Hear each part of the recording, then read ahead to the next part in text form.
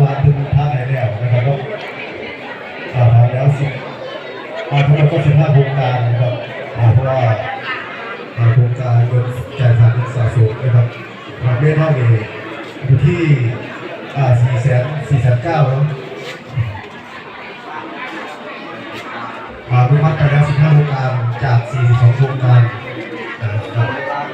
ขอบคุณท่านอยู่กันเลยเนาะอาจจะบอกเลยนี่ร่วมกับ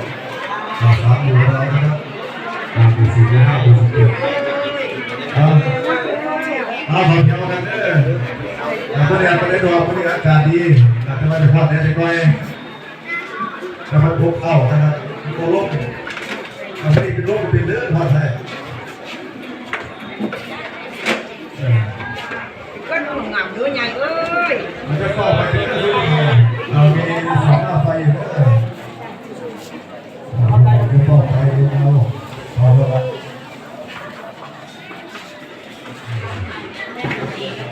ถ้าเป็นนายเจ้าภาพนะครับต้องขอบคุณเกียรติผู้เกียรตินะครับที่มาร่วมงาน